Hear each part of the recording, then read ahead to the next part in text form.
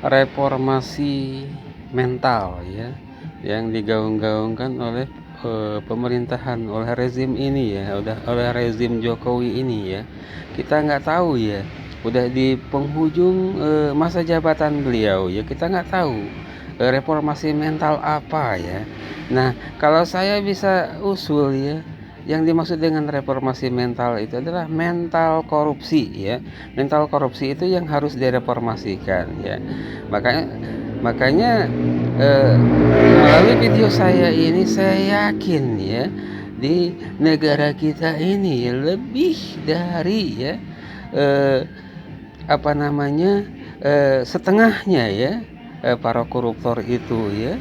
Nah, itu lebih dari 60% ya, lebih dari 60% itu, eee, koruptor ya, apa namanya, eee, katakanlah ya, yang, berkompeten ya yang mengatur negara ini ya. Saya katakan lebih dari 60% itu adalah berjiwa korupsi atau bermental korupsi ya.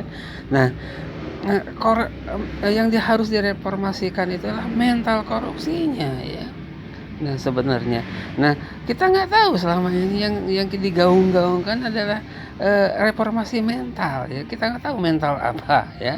Mental kawin kah atau mental, apa gitu ya. Tapi kalau saya, apa namanya, eee, bisa berpendapat ya, yang dimaksud dengan reformasi mental itu adalah mental korupsinya ya, yang harus direformasi ya. Di awal-awal, pemerintahan Jokowi dulu digaung-gaungkan ya, apa namanya, yang dinamakan dengan, korupsi receh ya, akan diberantas sampai akar-akarnya ya. Di awal-awal pun kita santer sekali mendengarkan kata-kata Pak Bapak Presiden kita, tapi kenyataannya ya, dia hanya menangkap yang gede-gede saja ya, para bupati, para gubernur ya. Kita tahu Pak, jabatan para gubernur, para bupati itu cuma 5 tahun. Memang korupsinya besar ya, tapi kita tahu ya, yang korupsi receh ini kalau dijumlahkan lebih besar Pak ya.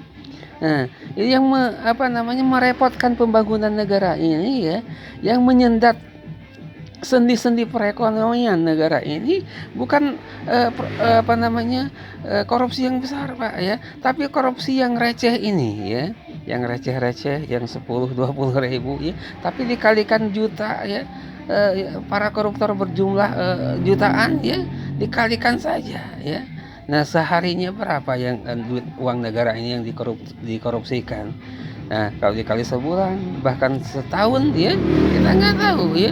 Nah, bisa melumpuhkan, pembangunan negara, bisa melumpuhkan, perekonomian negara ya, sendi-sendi perekonomian negara ya, bisa dilumpuhkan oleh, korupsi-korupsi receh ini ya.